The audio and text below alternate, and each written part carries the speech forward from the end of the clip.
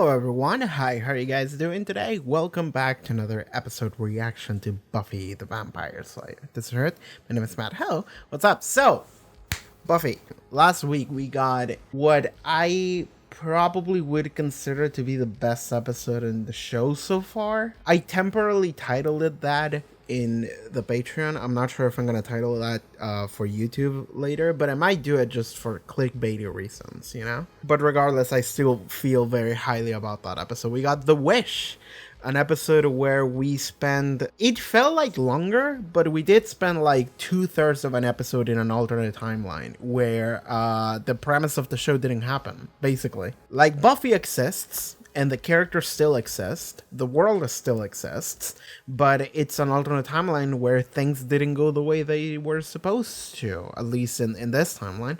So Buffy's not in Sunnydale. That's it. Oh god, I just remembered something someone pointed out to me on Patreon.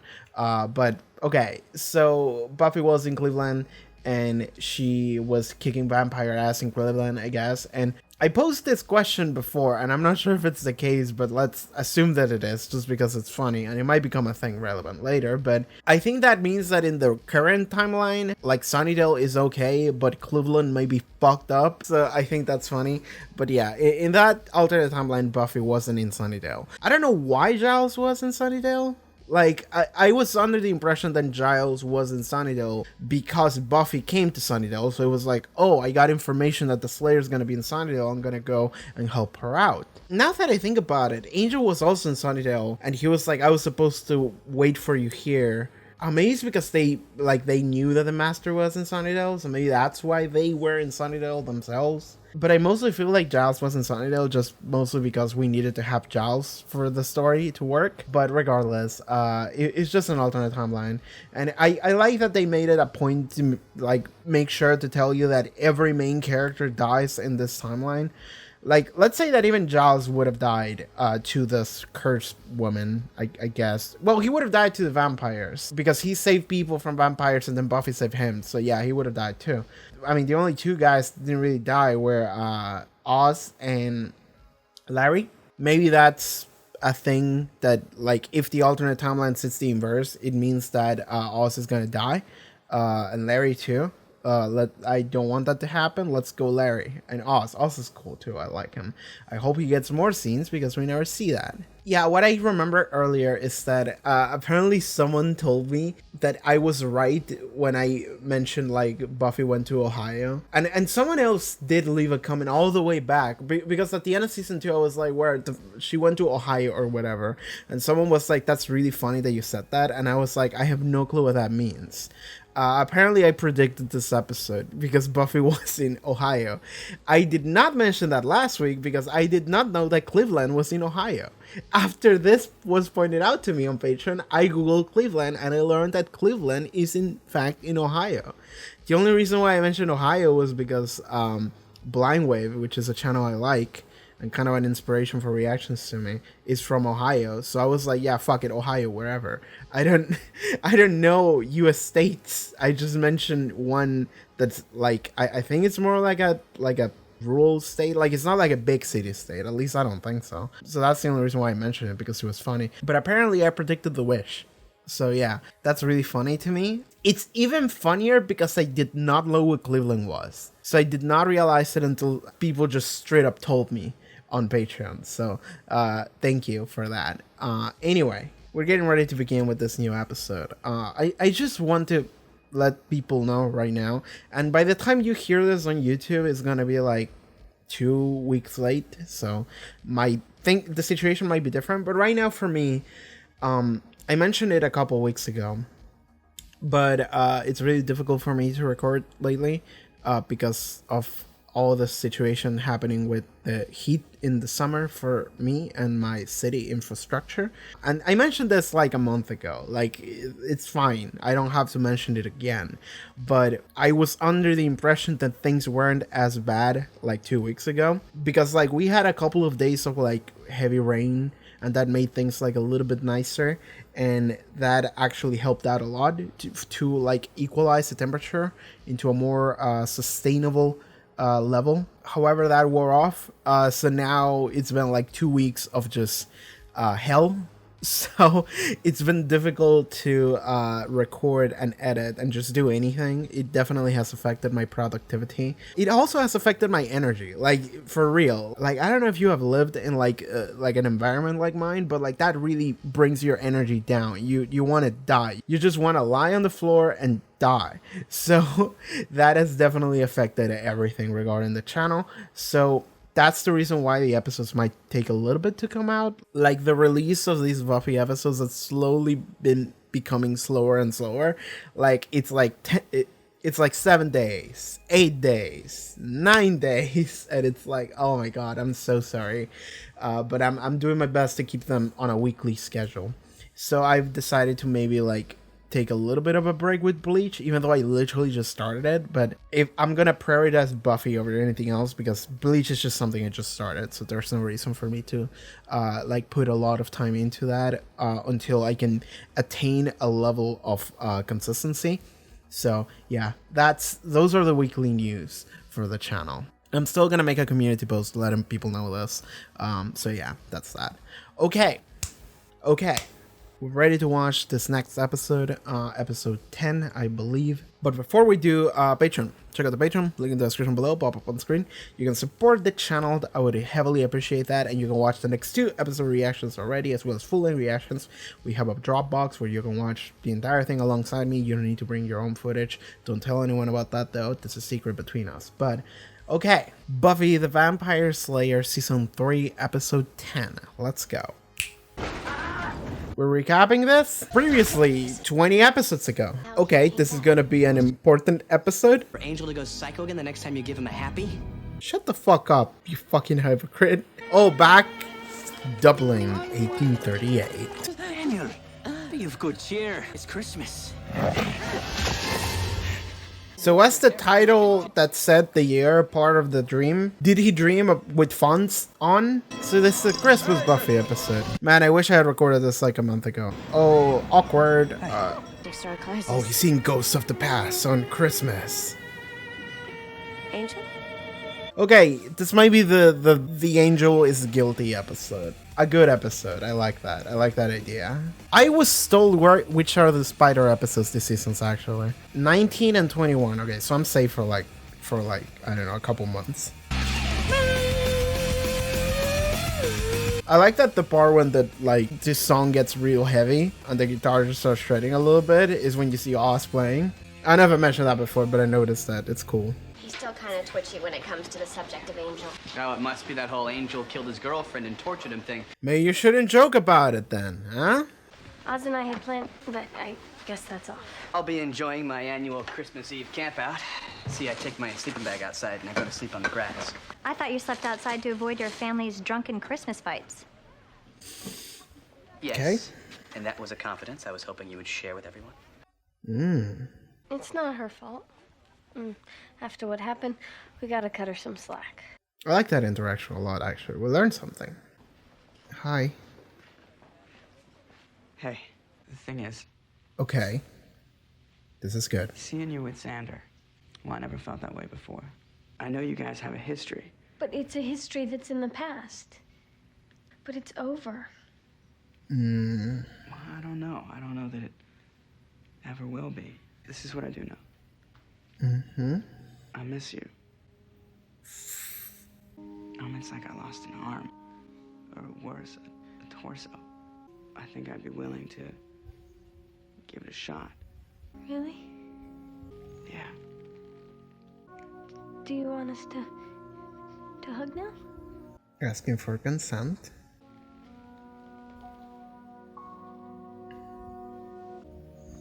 Okay. I like that he approached. Oh, fake snow. Do you want to get one with snow on it? Fun fact about me, I've never seen snow. Maybe we should invite Faith to spend Christmas Eve with us. Yes! I would love that. Want to let her spend Christmas Eve all by herself in that dingy little motel room? I mean, we need to reach her hand out You're to her. still #1 with a guilt trip, Mom. I hope we get to see her. No, I'm sure he's fine. We can at least ask him and see. He doesn't want to spend Christmas Eve with a bunch of girls. They have a history. That still lingers from that other episode when they probably very likely bang on top of a car. Creepy music. What are we gonna run into? Suddenly, there's no life in the Bunch of them show. up and died on us. Don't know why. Oh, is there a tree sucker? What the fuck was that? That was cool. Some man had no eyes and only had like engravings in his face. Let's start with Fate, please. Scary monsters? Super creeps. We're having Christmas Eve dinner at my house. Your mom sent you down, huh? No. There's this big party I've been invited to. It should be a blast. Okay. Change your mind. They offered. It's nice of you. Thanks. But I got that big party that I've been invited to. That's a lie. She doesn't want to go. I like the lights. Yeah. Well, 'tis the season. Whatever that means. So what's up with my man? Hello. Okay. I'm sorry to bother you. Sorry, coming from you, that phrase strikes me as rather funny. I need your help. And the funny keeps on coming. I understand I have no right to ask for it, but there's no one else. What do the nightmares mean? I can't come in unless you invite me. I'm aware of that. Yep. Come in. I mean, what I would do is that we would just hang out at the door. All right, I'm going to help you. I'm going to listen to you, and I'm going to bring my books to the door. It's like I'm living it again. It's so vivid. I need to know why I'm here. Here? Back on Earth. I was freed, and I don't understand why. This is a fair question. That's something you ought to have. Because, to be blunt, it turned out rather badly. What? Yep, just seeing ghosts. I can't. All right, that was cool. Where is this? Mistress, He had long hair at one point? That's a look. people might talk. My son. Oh, it'd make a fine dessert, huh? All right.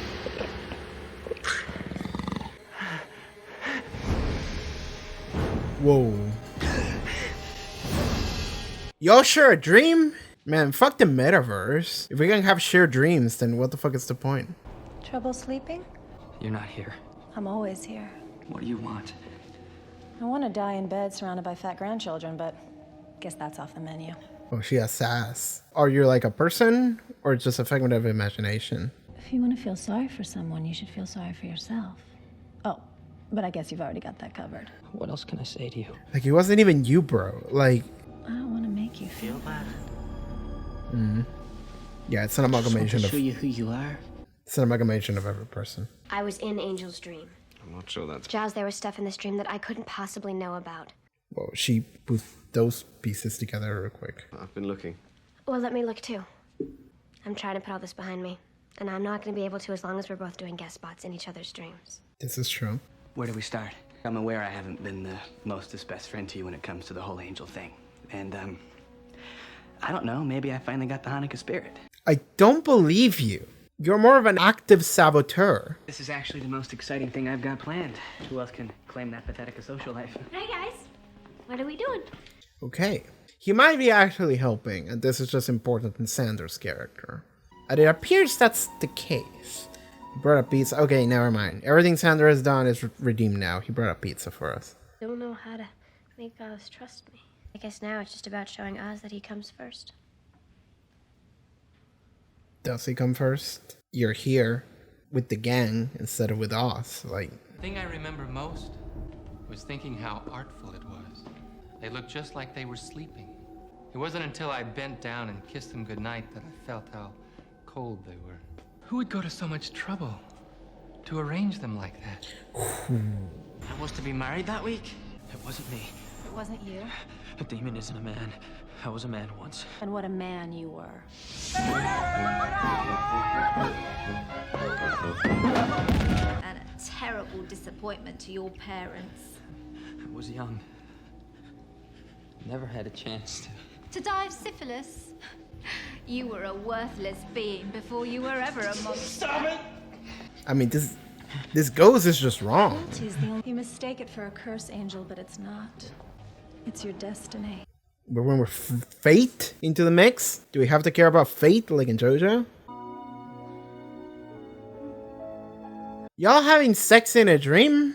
Oh god, that might be a trigger. Yeah, what's up with that person?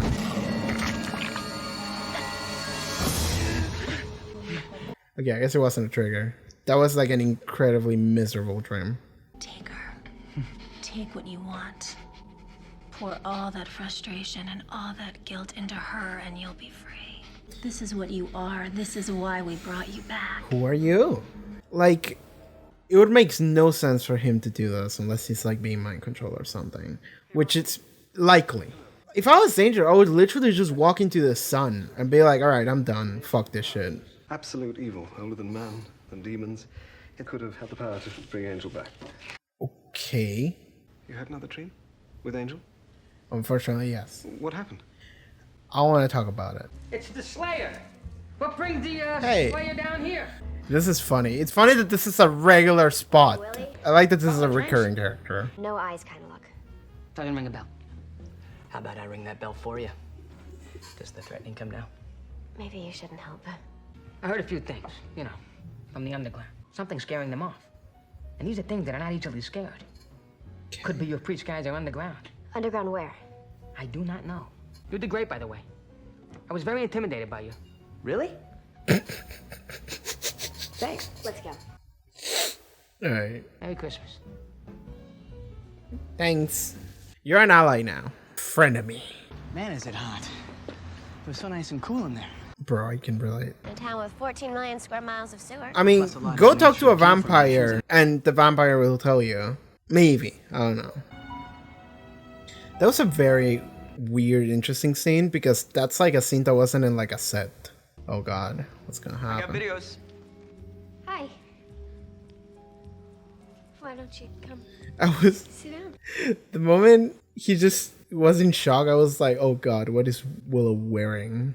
This is like trying really hard at not actually what you should be doing. But she doesn't know either. Where you're in a play, and it's the middle of the play, and you really don't know your lines, and you kind of don't know the plot. Well, More of a nightmare. we're both mature, younger people, and so... This is not good, man. Where are you going? No, I'm not going, just a dramatic gesture. That's pretty special. I want to be with you. First. I think we should sit down again. Two awkward teenagers. Don't take this the wrong way. I'm not. I mean, you look great. You know, and you got the Barry working for you, and it's all good. But when it happens, I want it to be because we both need it to, for the same reason. You don't have to prove anything to me. I really like how Oz is like perfectly aware. Like he always knows exactly what's going on through a person's head. He's very aware of everything. Every time. To the point that like he puts it into words when a character doesn't realize that. Faith came by. Hi. I hope the angel thing doesn't ruin this. Which I feel like it might. Just want them to be friends, god damn it. You know, I'm gonna go upstairs and get your gifts. Excuse me. Okay. Look, I had to see you. You shouldn't be. She wants you to touch her. You have to stay away from me. You came to see me to tell me that I can't see you. Yeah. I know that you're confused. I think you're the one who's confused. Okay, sure. You need to. She wants you to taste her. You'll never have to see us again. Angel, how can I help you? Leave me alone! Yeah, I'll play Watchdog. I don't really get it, though. I'll explain later. Everything, I promise. Watch your back. I think we're losing him. You realize if he truly becomes a danger, you may have to kill him. We're trying to stop that though. So Sooner or later, you will drink her. You were born to hurt her. Have you learned nothing? As long as you are alive. And I'll die. I don't need strength. I just need the sun to rise. You're not supposed to die. This isn't the plan. what plan? What are you talking about? But it'll do. Okay, so they're okay with him dying then. I feel bad for Faith, man. Like, yeah, be friends. Damn it. Nothing shall grow above or below.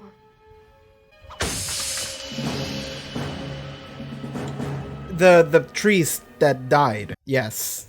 Dig. Was this like a wooden structure? Are they so like enthralled in chanting ghost summoning ritual that they didn't realize there's someone coming here to assassinate them? Chanting, and then you guys have to go to bed. I mean, I was gonna say like, why even give them the one-liner? Just fucking start swinging, but I guess this is Buffy. Oh, you can see her too? I'm not a demon, little girl. I am something that you can't even conceive. I am the thing the darkness fears. All right. You'll never see me, but I am everywhere. I am a concept. All right, I get it. You're evil. You have to chat about it all day? You have no idea what you're dealing with. We really don't. Angel. I bet half the kids down there are already awake. Lying in their beds. Sneaking downstairs. I need you to get inside. There's only a few minutes left. I know. I can smell the sunrise long before it comes. That thing that was haunting you. It wasn't haunting me. It was showing me what I am. Were. And ever shall be. Some great evil takes credit for bringing you back, and you buy it? You just give up? I can't do it again, Buffy. I can't become a killer. It told me to lose my soul in you and become a monster again. I know what it told you. What does it matter? Because I wanted to.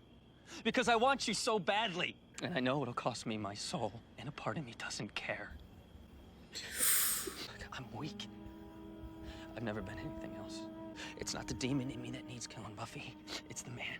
You have the power to do real good, to make amends. But if you die now, then all that you ever were was a monster. Angel, please, the sun is coming up. Just go. I won't. Do you think this is simple? You think there's an easy answer? You can never understand what I've done. Now go. You are not staying here. I won't let you.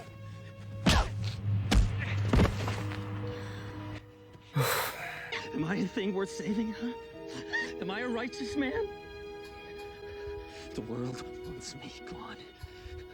What about me?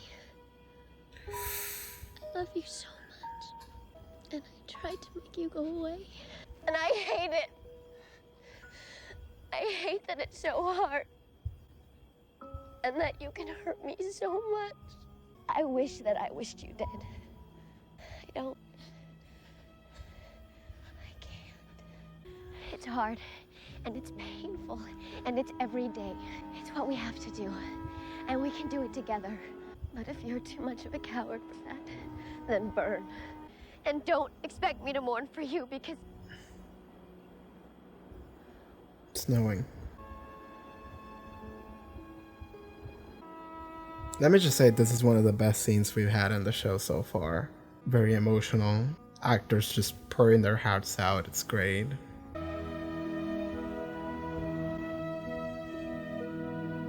This is just a Christmas miracle that we actually get snow. It was so hot before.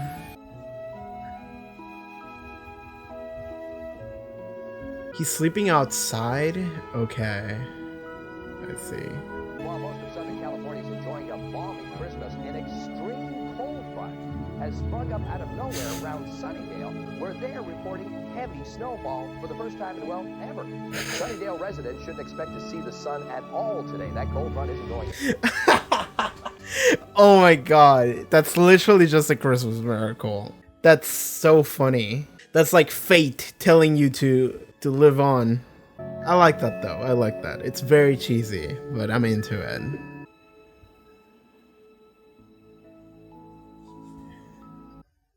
And that's the end of the episode. Alright. Okay, that was Amends. I believe that was the name of the episode. It was a very good episode, actually. I feel we're on a roll. I feel like we're on a very good streak right now with Buffy. Like, we had, I think it was Lover's Walk, and then we got The Wish, and now we got this episode. And I think they're all very good. So, okay. I really liked this episode immediately. Like, holy fuck. I mentioned it just briefly, but like I need to comment on it immediately because it just happened for you. But this final like sequence we got at the end, which is really just trying to talk a man down from suicide, it's a very good sequence. It's very dramatic.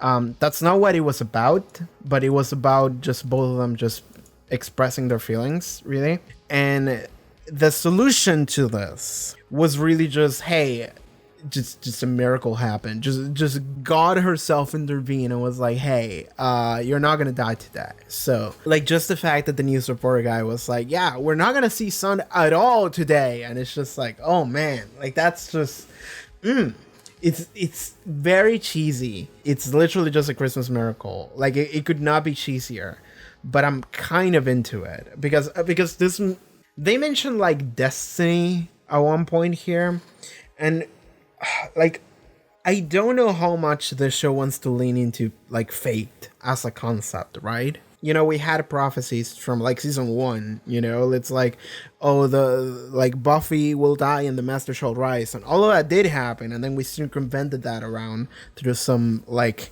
weird technicality bullshit. Next time we should kill Buffy in a way that makes it so she is not able to come back to life. We should like decapitate her or some shit. But what I'm getting at is that I'm wondering if there's like a thing, like a universal mechanic of fate here, because once again, I'm bringing up JoJo. In that show, fate is something that really, really matters, and it like drives the entire universe around it.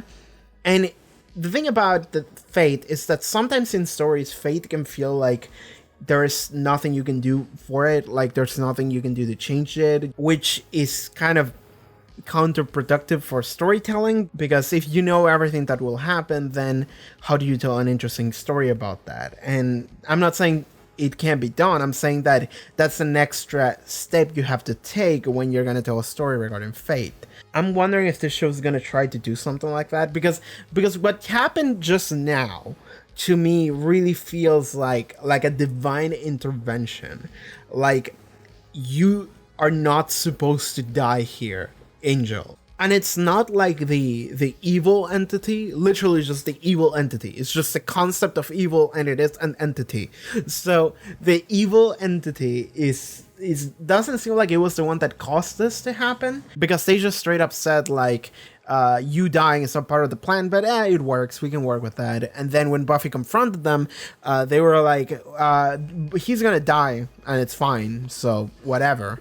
So I think that they didn't intervene with that, so it wasn't the evil entity. And if it's not the evil entity, then I don't know who the fuck else, right? So to me, it's almost like, okay, Angel hasn't fulfilled his role yet, and until that happens, he cannot die. So the way this makes me feel, and it's not something I should like put a lot of like I'm not betting on it, but to me it almost feels like Angel is safe and will be safe until he fulfills like something very specific he has to do, not just on a meta level, but almost on like a fate level. Like in the universe, his destiny hasn't been fulfilled yet, which is, I guess, what the evil entity said.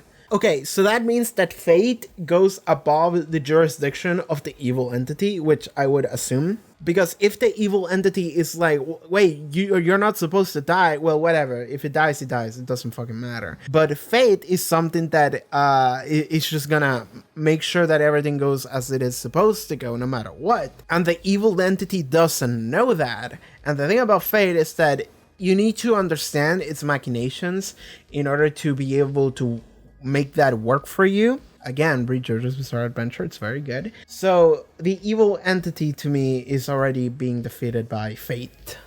Okay, another thing I want to say though, I don't know if this evil entity is gonna be a recurring antagonist or something.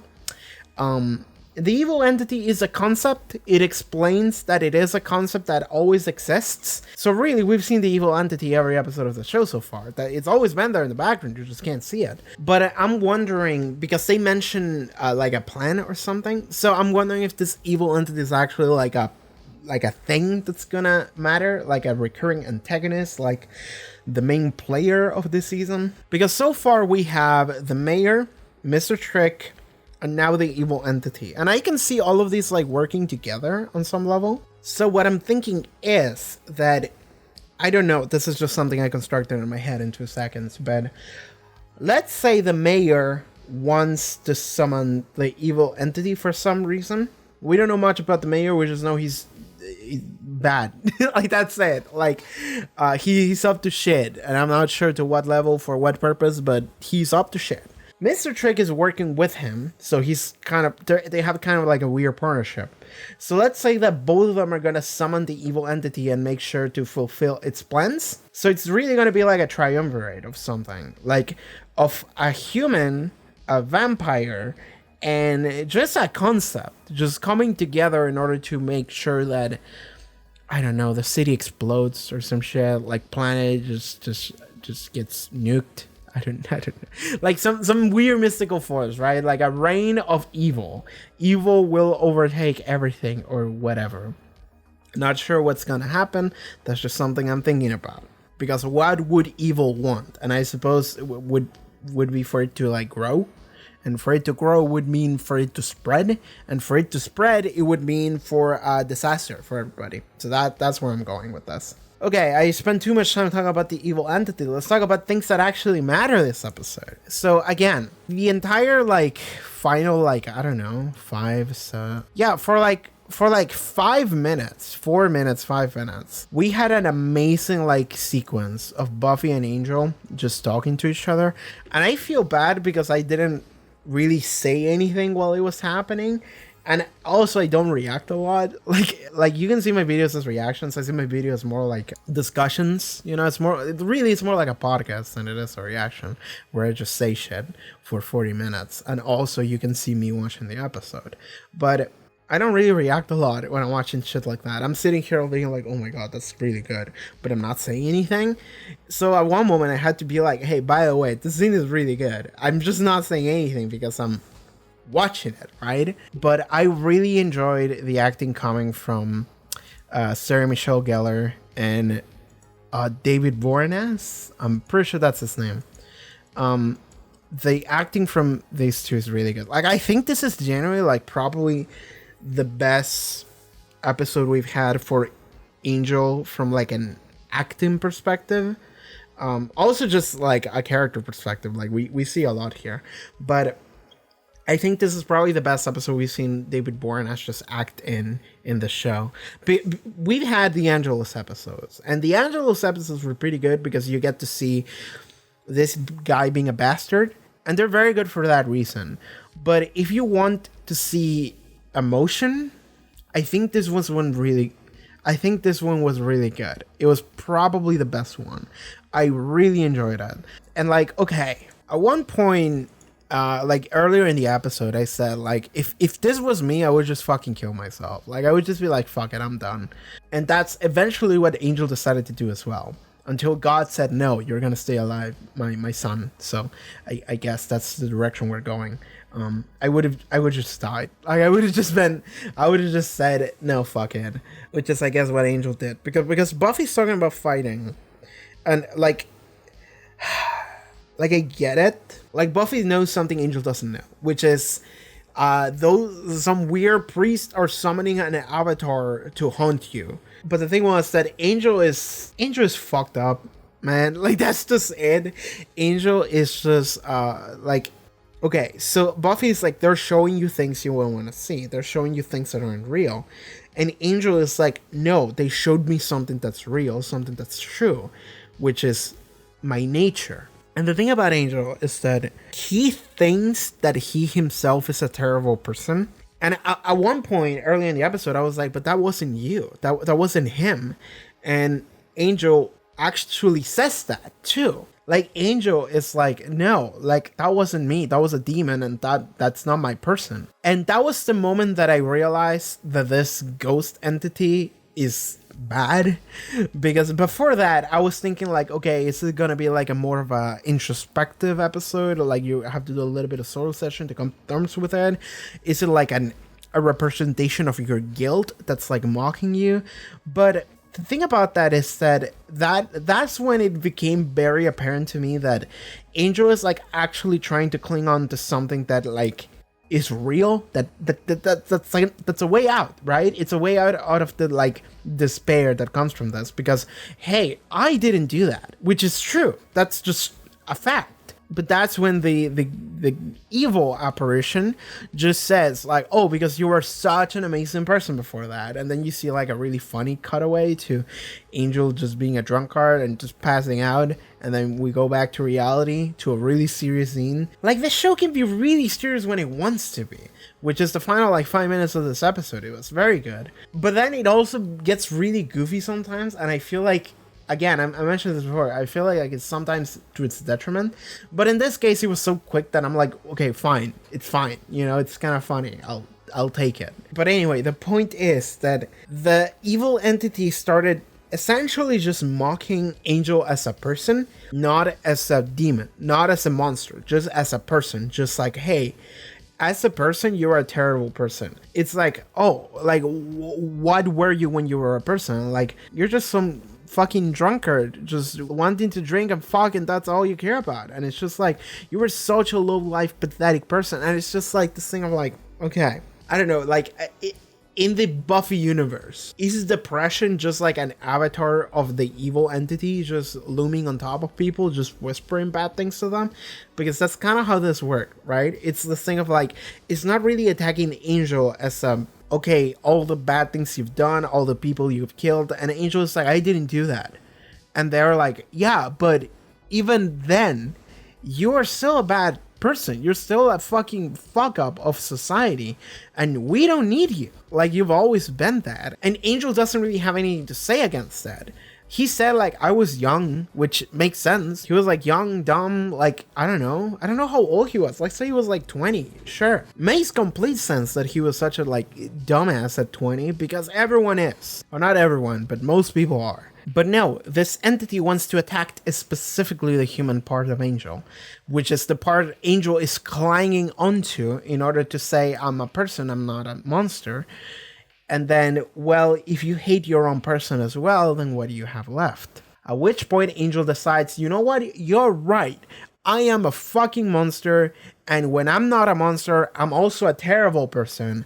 And I should just die then. Which is, it's interesting to me that the evil entity, like, didn't expect this outcome. Or I guess maybe it did expect it and it didn't care if it happened. I guess they almost got what they wanted, which was Angel went all the way back to Buffy's house and then he almost attacked her.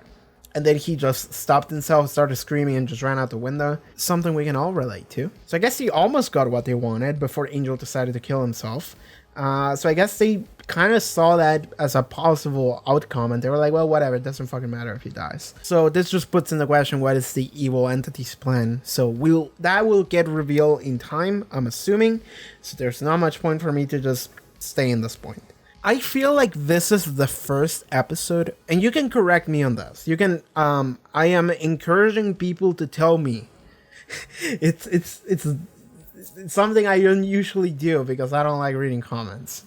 But I'm encouraging people to tell me if it has been insinuated in any way that it's like actively put into words and into the direction, and not just something that makes sense if you draw a connection, just something that was explicitly told about Xander's home situation. Because the thing about Xander is that it makes a lot of sense for his home situation to be fucked.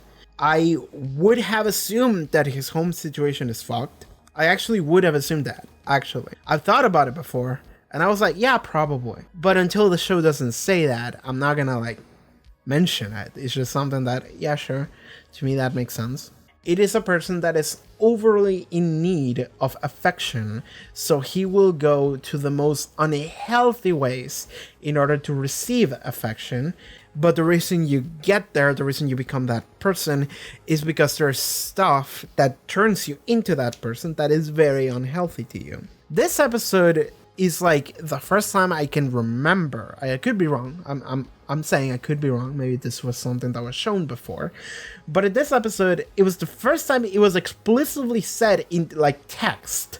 Just like, hey, your parents are drunkards fighting each other and you don't want to be around them. Cordelia said out loud, which is also something relevant to Cordelia that we're going to have to talk about. She's being spiteful. She's allowed to be. And Xander is like, well, that was something that I shared in confidence, and I hope you didn't say that out loud. Okay, we learn about the relationship. He talks about that with her. He confided in her, and then she betrayed that confidence a little bit, which, given how he betrayed her confidence before, I'll allow it. I think it makes sense. And also, I think she's justified in doing so. Also, I'm sure this is something Willow already knows. Maybe Buffy knows. Maybe they talk to each other off screen and I just wasn't around to see it. But then later, also at the ending of the episode, when they're all sleeping, or not sleeping, but they're all just coming out and just seeing the snow fall, and it's like, oh my god, it's a Christmas miracle. I'm gonna talk about the snow later. But you see Xander just like sleeping outside. I don't really see where he is. I think there's like a garden chair next to him, so maybe he's just sleeping outside of his house.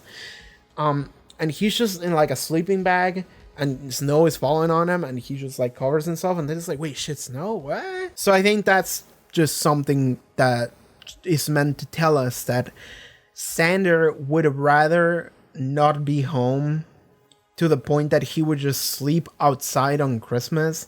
Like, if he has nowhere to go, which is he can't hang out with Buffy because Buffy has plans.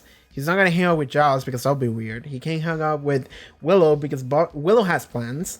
And he can't hang out with Cordelia because Cordelia, 1, has plans, and 2, hates his guts, and 3, he kind of feels like it would be too awkward to do so. Xander literally would rather not have anything and just hang out outside and sleep outside than go to his family.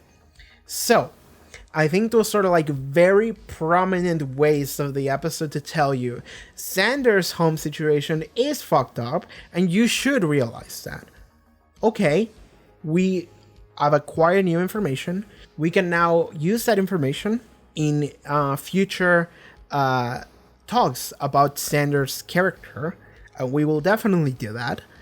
However, what I'm wondering now is, was this something that was explicitly thought about before, or is it something that they're just bringing in right now as just like in the middle of season 3, like, we had an idea for this character. We kind of like this. Let's add this into Xander. Because before this point, I don't think we've ever, I could be wrong, I don't think we've ever had a moment where I'm sitting here thinking like, oh, poor Xander, like his home situation must be bad. Again, I could have assumed that was the case, but the show didn't express it in writing. So until they did, I wasn't ever gonna like assume that. So my question is, was this something that was told to you before? And I'm not talking about any situation where like, if you draw a connection, it makes sense. I'm sure that those exist. What I'm talking about is the show explicitly showing you that. In its direction, or just straight up its writing. Like someone just saying something out loud that makes sense to that. I would like to know if that was something the show has been constructing for this character for many seasons, or if this is something that they just decided to go forward with. This is something that they just decided, hey, let's do this with Xander's character. Like, that's something I'm curious about.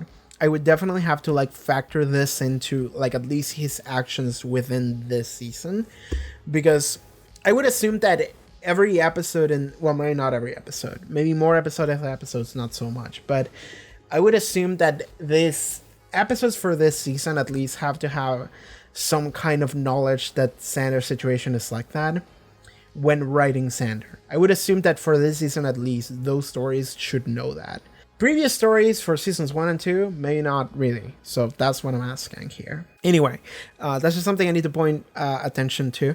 And like, this is also something that probably the reason why I would have assumed that he has some kind of bad home situation. One, because I mentioned earlier, he has issues like needing affection, which is very common for young men.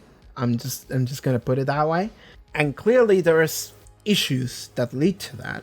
But also the other reason is because every single time, which is often, that I've been talking shit about Xander, I have multiple people show up in the comments to defend Xander. And you can tell that they're trying to defend Xander because they also refer to everyone else as Xander haters.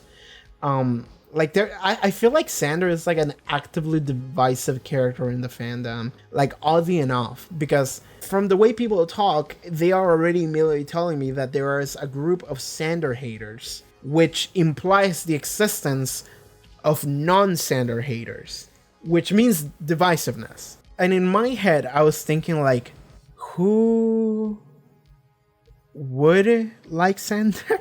That's how low my image of Sander is. It's very low. I'm just like, who would like this character? Like, Sander feels like fucking Nina from Berserk. Like, Nina is a character in Berserk that, like, she will always make the worst choice every time and fucked everyone up and just do the most horrible shit for everyone around her. And then she's gonna be like, oh my god, I just did that. Oh, I'm such a fucking piece of shit person, and I'm gonna do it again.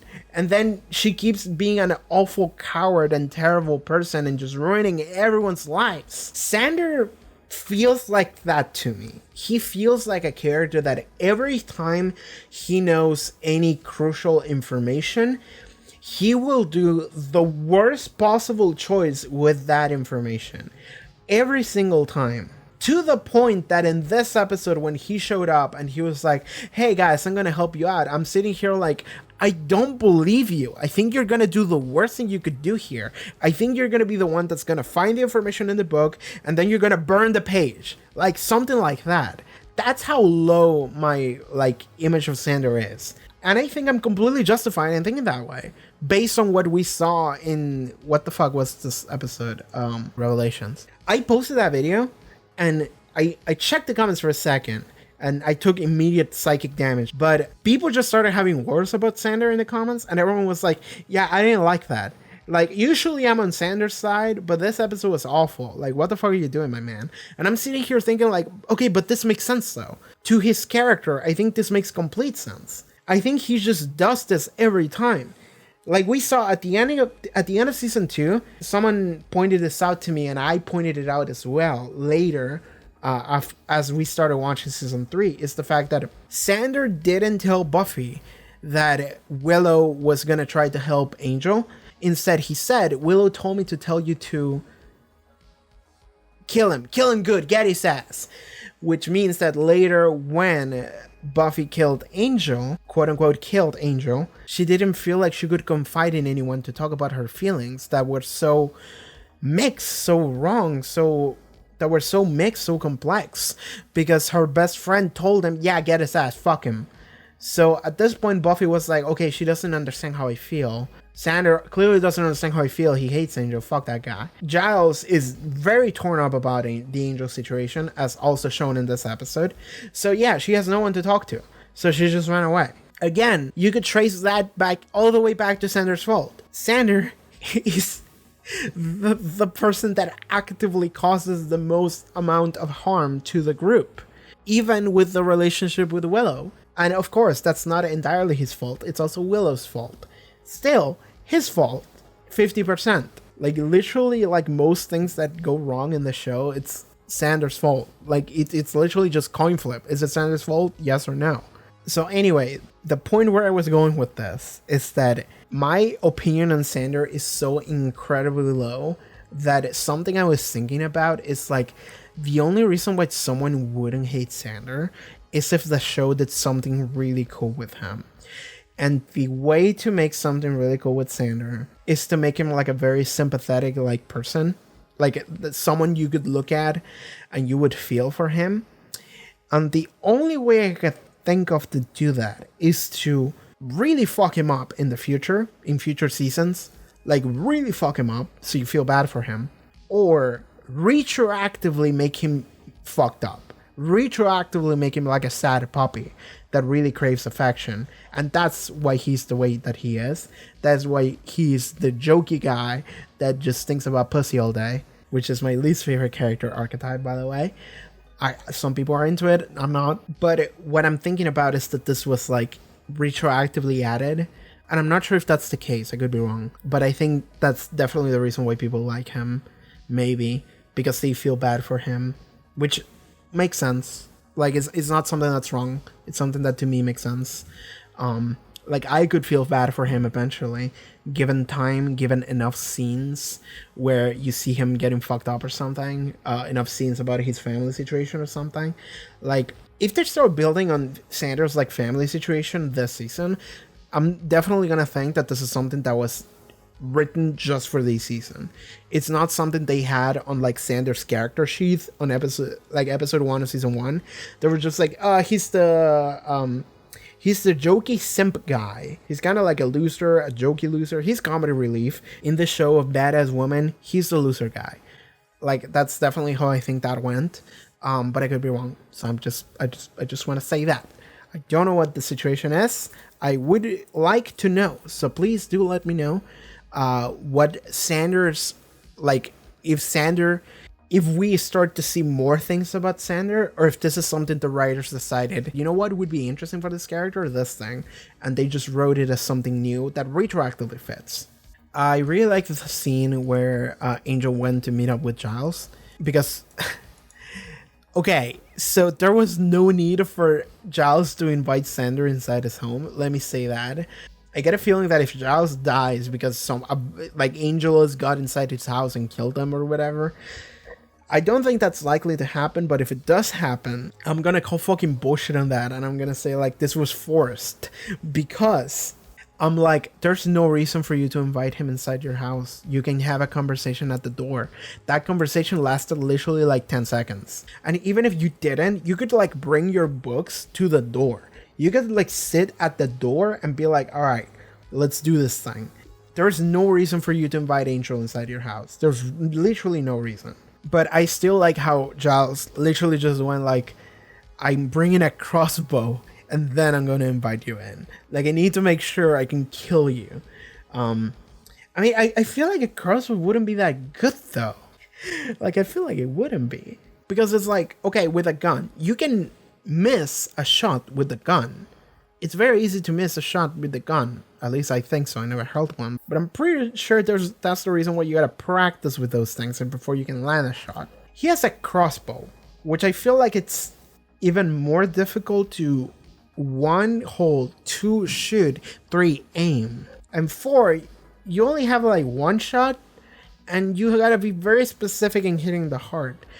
I feel like a crossbow wouldn't really be that big of a deal.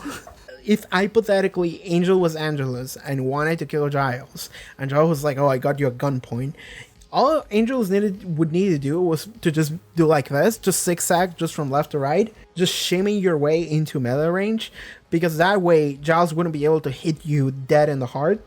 And if he doesn't hit you dead in the heart, he's out of ammo. And if he's out of ammo, he just fucking dies. So yeah, no, I feel like he should have brought a stake. That's what I'm saying. That's what I'm saying with this. He should have a stake. Oh, I mean, if you need range, he should have like a giant spear that's literally just like a giant pointy stick. Just one stick, just one long stick. And it's like, okay, that's a long stick. We can use that. And you have range when you use that.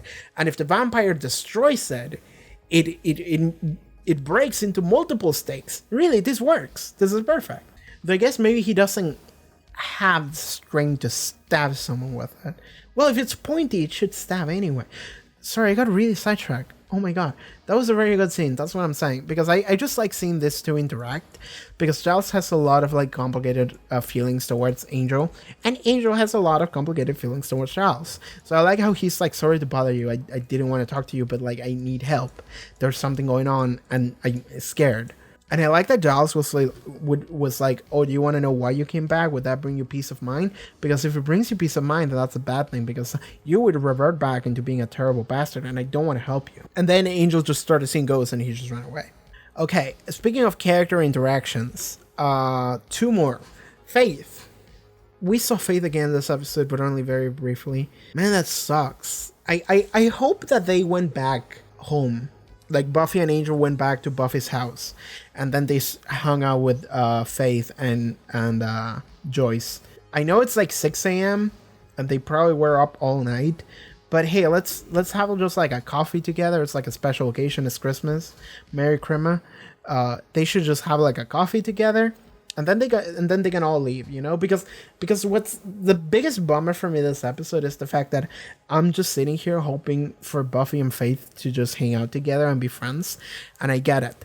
It's very difficult to do when the actress is underage, and thus she cannot be in the set.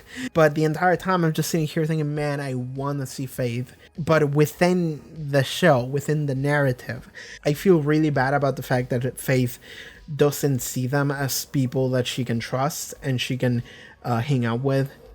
She doesn't see them as potential friends. She thinks they hate her or don't trust her, so she doesn't reach out. But in this episode, you can see that she very clearly needs this interaction. She needs to have friends, and she very clearly wants to hang out with people. She wants to reach out.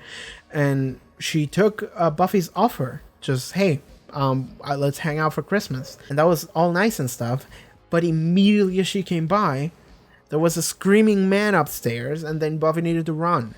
And then she left for the entirety of the night. Let's say that this was like 11 p.m. She left until sunrise. Theoretically sunrise. So she was out for like 7 hours or some shit. Man, that sucks. Like, Buffy just left and Faith was just like, hey, I'm just gonna hang out with Joyce for 7 hours. And it's like, okay, Faith doesn't have a mom. So it's cool that she gets to have a nice mom that has her for dinner. And maybe she can have some nice meal and just chat with Joyce, and that's cool. But at this point, Faith's only friend is Joyce. Which, honestly, I'm cool with. I like the fact that Faith's best friend is Joyce, because I think that's a fun idea. Like, I like when a mom character is more than just the mom character. And in this case, she's a friend to Faith. It kind of reminds you of fucking, I don't know, Koichi and Jotaro. Again, bringing Jojo. But like, it's like, these two are not the main characters, but they're best buds. And you would expect them to be best buds with the main character, but they're not. I like that. I do like that concept. So I hope that, I actually kind of want to see that moving forward. Just Faith and Joyce just hanging out. For no reason. Just that Faith needs friends, and Joyce clearly needs friends too. She spends way too much time caring about Buffy, and I think her only friend that we ever saw use a African mask and turn into a demon, and then she died. So yeah, never mind. Man, what the fuck happens in this show sometimes? But okay, that thing that they mentioned about the temperature, I think it was meant to be like, oh, it's really hot, so we need to turn on the AC. So then it's like a miracle that it started snowing. You know, it was so hot before. Why is it cold now? Why is it snowing? The snow thing is very funny to me because it started snowing and like, okay, Google, does it snow in California? Okay, it snows in California. Maybe it doesn't snow in Sunnydale, which is what they said. It makes sense. The place is called Sunnydale. But it's really funny to me that it starts snowing and I'm sitting here thinking like, okay, it's snowing. What's special about it? And every character is like, oh my god, it's the most special thing ever. And I'm sitting here like, what's special about it? And it's not because I'm used to snow. I mentioned it during the reaction. I've never seen snow in my life, actually. I live in a very hot climate region of the world. It is very barren. You will never find snow in the city I live in. And I never traveled down south, which is where you would see snow. I live in the southern hemisphere, so if I go more south, eventually I will reach some kind of cold. But I never done that before. So that means that to me, whenever I see snow in a show or a movie or anything, I'm sitting here thinking like, yeah, it's always snowing. It's Christmas, of course. It never snows for me, but it always snows on the TV, so it's snowing again, I guess. It's Christmas, of course it has to be snowing. And then as it kept going on, I'm sitting here thinking like, I guess it's special. I guess it doesn't really snow often in this area. And yeah, I guess that if I think about the name of the town, it doesn't snow. Have we never seen snow on the show before? I guess maybe we haven't. We never had a dedicated Christmas episode, so yeah, it doesn't snow, I guess. But yeah, that was just funny to me that it took me like a little bit to clue in that, oh, this is special snow. It's a Christmas miracle, actually, that it's snowing. And I'm sitting here like, every time I see Christmas on TV, it's snowing. Like, I relate American Christmas with snow. I always do. So I was just thinking that it was already snowing. Actually, I never paid attention. I was like, oh, it's Christmas, so there has to be snowing around somewhere. But no, it wasn't snowing until the very end. And it was magical. and it saved the man from suicide. It did.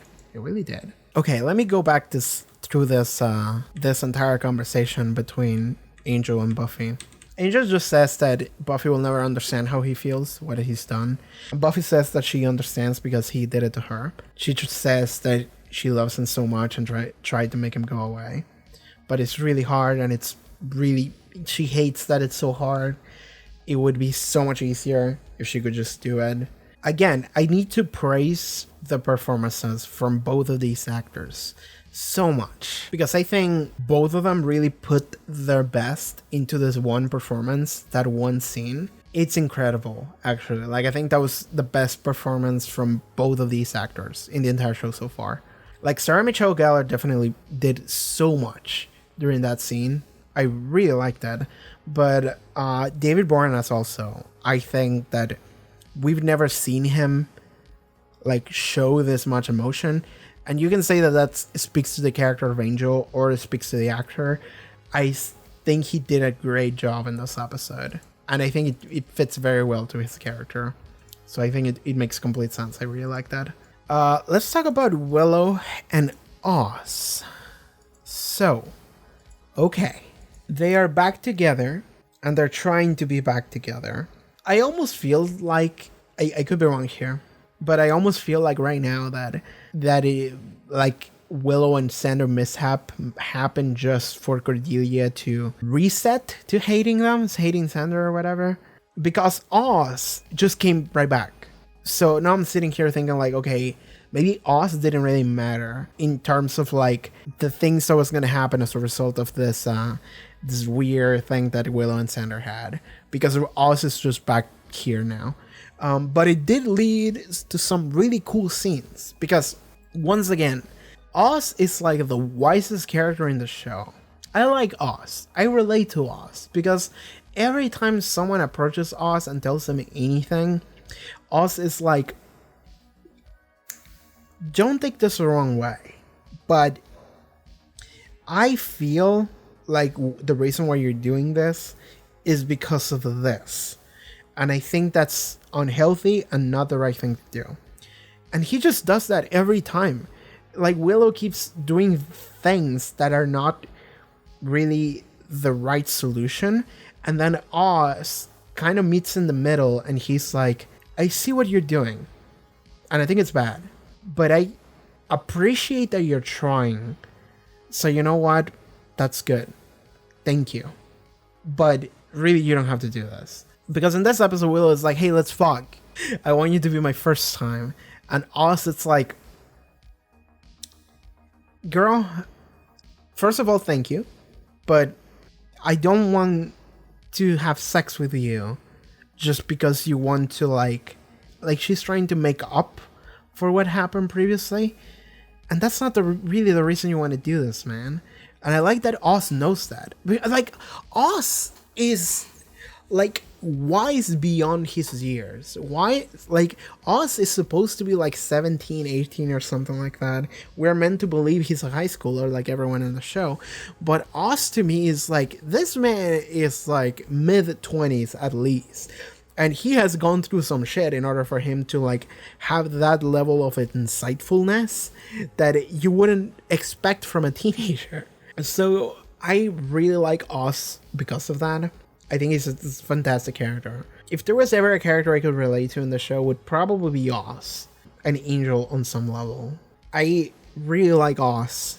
I really like that every time Willow tries to do something that, like, I've been doing this, where every time a character says, oh, I should do this in order to make things better, I'm sitting here and thinking, like, that's unhealthy. Every time I see it, I say it out loud. Every time I'm like, that's unhealthy. I don't know about that. I don't think that's good. Every time. And I get it. These are flawed teenagers. Of course, they're going to make wrong choices.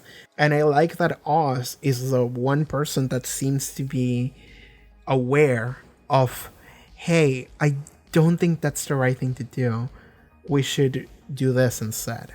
Like, Oz is giving Willow a second chance, a second shot. Honestly, like, I'm worried for Oz. I really am worried for Oz, because I'm sitting here thinking, like, I don't believe Willow is like I feel like I lost trust in Willow, actually, like more than Oz, because Oz is willing to give her a second shot, though it might be just because he's so in love with her that he cannot, like, he just feels so hurt by her not being around that he's willing to endure abuse from her. But I'm gonna put a little bit of faith into Willow here and say that she's probably not gonna do that again, because I believe that she feels really guilty about doing it. But also, girl, what the fuck was that? So yeah, I'm just worried for Oz here. I hope he doesn't get hurt again, because he knows logically what the deal is. He understands all the things that Willow is doing that are not healthy to do, but he's like being understanding, he's being helpful, he's being open, he's being insightful, and he's still giving her a chance. And I'm sitting here like, God, Oz is like literally like the best partner you could have. Like, girl, like, if Willow breaks his heart again, I'm gonna date Oz next time. I'm gonna be like, man, this guy gets it. He's open, he communicates, he calls out on your bullshit when you're doing it, and he's like, hey, I don't think that's healthy. I don't want to like insult you or anything, but I think you need to stop doing that. Like, he's really cool. I really like that character. So the fact that they're back together, I don't know where it's gonna go. It's just a soft reset. It's just a reset. Things can just go back to being the way they used to be. Except that this time I have less trust in Willow than I did before. So I'm worried for Oz, but hey, if he wants to do it, if he's willing to take that risk, then sure. Okay, I'm gonna stop this video now. I've been talking for like an hour, what the fuck? It's almost midnight for me too. Like, I'm recording late because I cannot record during the day because this room and house becomes a brick oven. So I waited until nighttime in order to do anything. But yeah, I'm tired. It's late. I'm just gonna go now. Thank you guys so much for watching this reaction episode to Buffy. See you guys next week. Alright everyone, thank you so much for watching this episode reaction to Buffy the Vampire Slayer. If you would like to watch the next 2 episode reactions already, you can do so over at the Patreon. Check out the link in the description below, and see you guys next time. Take care everybody. Bye bye.